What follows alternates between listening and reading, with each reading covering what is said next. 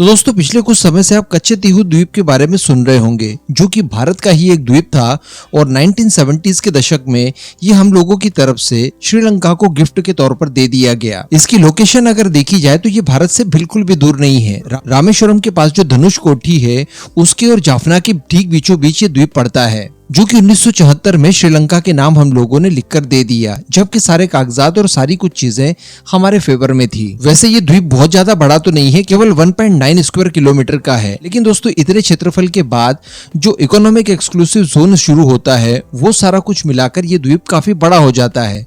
और मान लीजिए कि इन फ्यूचर अगर चाइना द्वारा श्रीलंका को दबाव में लेकर इस द्वीप के ऊपर आकर अपनी उपस्थिति वो लोग दर्ज करा देते हैं और यहाँ पर अपने सोल्जर्स डिप्लॉय कर देते हैं, तो ये भारत के लिए बहुत ही ज्यादा घातक हो सकता है। लेकिन आपको जानकर आश्चर्य होगा कि अब कोई भी ऐसा रास्ता हमारे पास नहीं बचता जिससे कि इस द्वीप को वापस भारत में सम्मिलित किया जाए, सिवाय एक उपाय के, और वो है युद्ध। युद्ध के बिना अब इस द्वीप को वापस नहीं लिया जा सकता। और आज की परिस्थिति में अगर हम लोग युद्ध करके इस द्वीप को वापस लेना चाहें तो शायद सुबह युद्ध करके दोपहर तक हम लोग वापस ले भी सकते हैं, लेकिन इसके बाद भारी भरकम प्रतिबंध भी हमारे ऊपर लग सकते हैं। तो कहने का मतलब पीओके, सीओके, अक्साई चीन, तिब्बत और खासकर यूएनएससी की परमानेंट सदस्यता और वीटो पावर की तरह ये हम लोगों ने चाइना की सुविधा के लिए उसे गिफ्ट कर दिया किसी जमाने में। लेकिन दोस्तों इसके अलावा मैं आपको बता दूं कि इसी तरह का एक बहुत ही महत्वपूर्ण आइलैंड हम लोगों ने और गिफ्ट कर रखा है एक देश को। जी हाँ, सबसे पहले तो आप ये जान लीजिए कि अंडमान एंड निकोबार हमारे लिए कितना आवश्यक है। देखिए, अंडमान एंड निकोबार वो इलाका है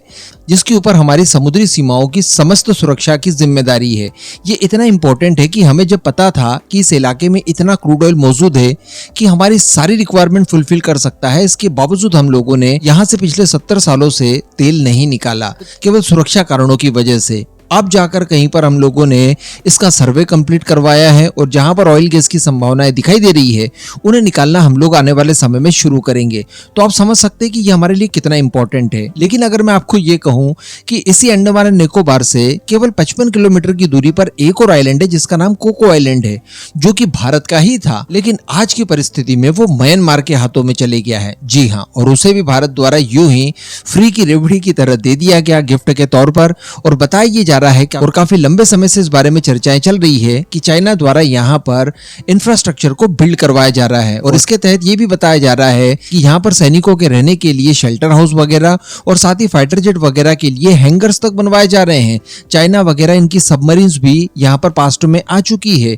अब इसी को लेकर एक नई चीज निकलकर सामने आई है। दरअसल कुछ सैटेलाइट इमेजेस से ये पता चला है कि इसी ग्रेट कोको आइलैंड के ऊपर फाइटर जेट्स के लिए दूसरे हैंगर के ऊपर भी काफी तेजी से काम किया जा रहा है और बताया जा रहा है कि काम बिल्कुल अंतिम चरणों में है। किसी भी समय ये फाइटर जेट के लिए हैंगर जो बनाया जा रहा है ये पूरी तरह से कंप्लीट हो जाएगा। वैसे अभी तक इसकी पुष्टि तो नहीं हुई है, लेकिन काफी लंबे समय से इस बारे में चर्चाएं चल रही है कि इस एरिया को डेवलप कराने के पीछे चाइना की खुफिया एजेंसियों का हाथ है। और जिस हिसाब से म्यांमार और चाइना के बीच में रिलेशनशिप है तो इन सब चीजों को नकारा नहीं जा सकता।